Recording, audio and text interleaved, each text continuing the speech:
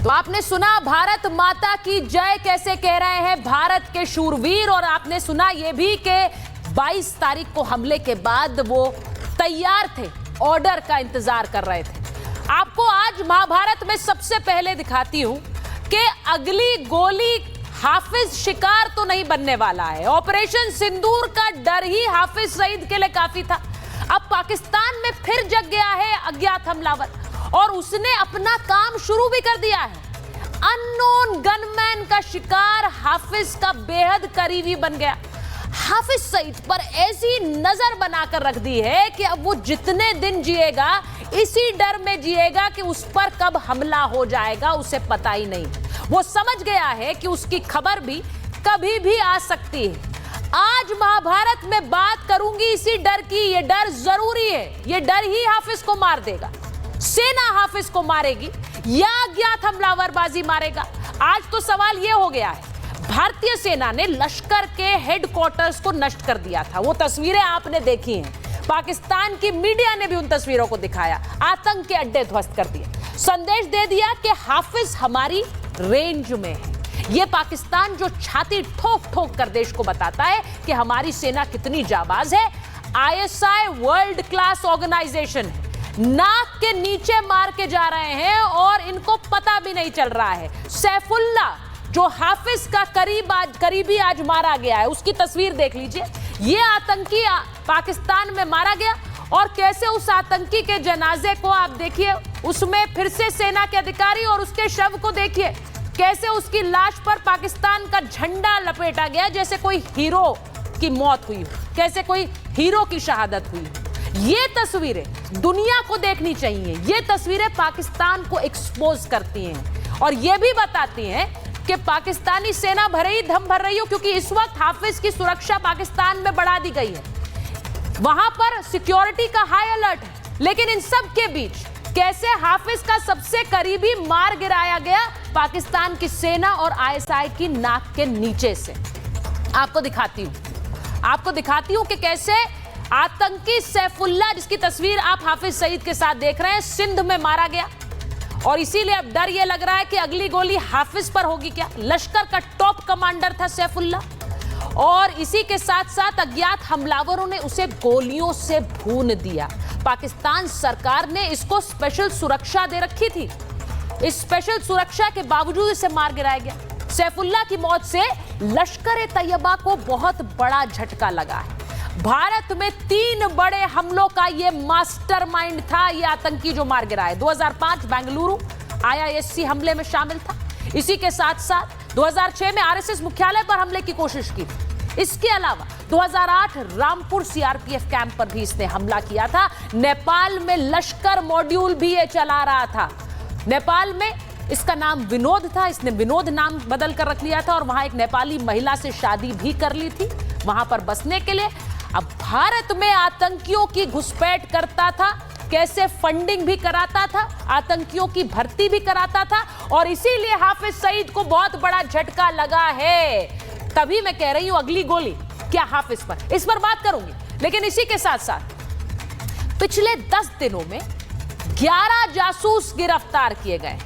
पाकिस्तानी जासूसों पर भारत ने स्ट्राइक कर दी है और यह बहुत जरूरी है। जो तस्वीरें आप देख रहे हैं उन्हीं में से एक जासूस ज्योति मल्होत्रा की। अब ये ज्योति, जिनका एक ट्रैवल ब्लॉगिंग चैनल था, ज्योति ट्रैवल विद जो के नाम से अपना यूट्यूब अकाउंट चला रही थी और पाकिस्तान को एक्सप्लोर करना चाहती थी, इसीलिए कई वीडियो उसने पाकिस्तान के डाले। लेकिन आपको बड़ी हैरानी होगी, ये जो तस्वीर आप देख रहे हैं पाकिस्तान हाई कमीशन के अंदर की तस्वीर है। ये ज्योति नाम की ब्लॉगर पाकिस्तान हाई कमीशन में स्पेशल इनविटेशन के जरिए जाती है, वहां पर हाई कमीशन की तस्वीरें दिखाती है। अब सोचिए, पाकिस्तान ने इनको अपने नेशनल डे के सेलिब्रेशन में बुलाया था। नेशनल डे के सेलिब्रेशन में एक भारतीय यूट्यूबर का क्या काम है, वो वहां पर क्यों गई और किस बात की खुशी मना रही थी, मुझे नहीं समझ आता है। लेकिन इन्होंने फिर पाकिस्तान का वीजा लेकर ये पाकिस्तान भी गई, वहां के कई वीडियो बनाए, पाकिस्तान की वाहवाही करती नजर आई। ये तस्वीर देखिए, वहां पाकिस्तान में दाखिल होने के साथ ही वीडियो बनाने का काम शुरू हो गया, पाकिस्तान के लोगों से बात करना शुरू हो गया। लेकिन पूरी कुंडली अब खुलकर सामने आ गई है गिरफ्तारी के बाद सारी जानकारी संभल कर आ रही है कि आखिर ज्योति कर क्या रही थी। मैं आपको बताती हूं कि ज्योति का जो ये कनेक्ट है ये हैरान करता है, और इसीलिए आज महाभारत में पूछ रही हूं कि सोशल मीडिया इन्फ्लुएंसर्स पर नकेल कसना क्यों जरूरी हो गया है। आपको दिखाती हूं कि ज्योति जो जासूसी कर रही थी उसके कितने प्रूफ अब सामने आ गए। ये 3 बार पाकिस्तान जा चुकी है, 3 बार।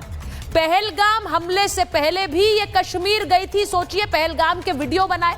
अब जांच एजेंसियों को लगता है कि शायद पहलगाम को लेकर भी जानकारी ज्योति ने अपने ब्लॉग के जरिए दी, या फिर वहां जाकर जो जानकारी इकट्ठा की वो पाकिस्तान को दी। ज्योति की ट्रैवल हिस्ट्री की वजह से उस पर शक बढ़ गया। ये आप लोग जानते हैं कि जो लोग पाकिस्तान जाते हैं वो वैसे भी सिक्योरिटी एजेंसीज के रडार पर होते हैं, लेकिन ये महिला जिस तरह के वीडियोस बना रही थी, 24 में पाकिस्तान के तुरंत बाद उसने चीन का दौरा भी किया था, चीन भी गई थी। अप्रैल 2024 में 12 दिन पाकिस्तान में रही ज्योति, 12 दिन, और जून 2024 में ही ये चीन चली गई, यानी पाकिस्तान के एकदम बाद चीन का दौरा। चीन में भी कई जगह लग्जरी गाड़ियों में घूमती हुई नजर आई, तो शक बढ़ा कि अगर एक ट्रैवल ब्लॉगर है, वो चीन चली भी गई, तो इतना पैसा कहां से आ रहा है कि वो लग्जरी गाड़ियों में घूम घूम कर वीडियो बना रही है। ज्योति के खर्च को लेकर एजेंसीज को शक हुआ। इसी के बाद पाकिस्तान एम्बेसी में भी चीनी अधिकारियों से वो मिली थी, ये भी अब सामने आ रहा है। पाक रसूखदारों तक ज्योति की पहुंच कैसे बढ़ गई, क्योंकि पाकिस्तान में मरियम नवाज से भी मिलती नजर आई। वो तस्वीर भी मैं आपको दिखा रही हूं। मरियम नवाज से मिल रही है। कोई आम भारतीय वहां जाता है तो क्या वो मरियम नवाज से मिल पाएगा? पाकिस्तान में ज्योति को वीवीआईपी ट्रीटमेंट मिलना ही शक की सुई और बढ़ा देना था, और इसीलिए इस पर यह स्ट्राइक हुई। पाकिस्तान में पुलिस एस्कॉर्ट में लगातार घूमती हुई नजर आई ज्योति। आज महाभारत में सवाल बहुत सारे हैं। 2 तस्वीरें आपको पहले दिखा देती हूं, 2 तस्वीरें दिखाती हूं। पहली तरफ, दोनों तस्वीरें दिखाइए। एक तरफ वो व्यक्ति जो आपको याद होगा पहलगाम हमले के समय पाकिस्तान एम्बेसी में केक लेते हुए जा रहा था। इससे रिपब्लिक मीडिया नेटवर्क ने सवाल भी पूछे थे कि पहलगाम हमले के बाद इस केक की क्या जरूरत है, सेलिब्रेशन की क्या वजह है। वही व्यक्ति ज्योति के वीडियो में नजर आ रहा है, वही व्यक्ति ज्योति के वीडियो में नजर आ रहा है। ये 2 तस्वीरें आप देखिए। जो व्यक्ति केक लेकर पहलगाम हमले के बाद पाकिस्तान हाई कमीशन में जाता है, वही व्यक्ति यहां ज्योति के वीडियो में ज्योति से हंसता हुआ पाकिस्तान हाई कमीशन में बात कर रहा है। ये ज्योति ने खुद वीडियो अपने YouTube चैनल पर डाला था। तो ये जो कनेक्शन है, इस पर भी अब बात होगी और इन जासूसों पर भी स्ट्राइक होगी। एक रिपोर्ट पहले देखिए।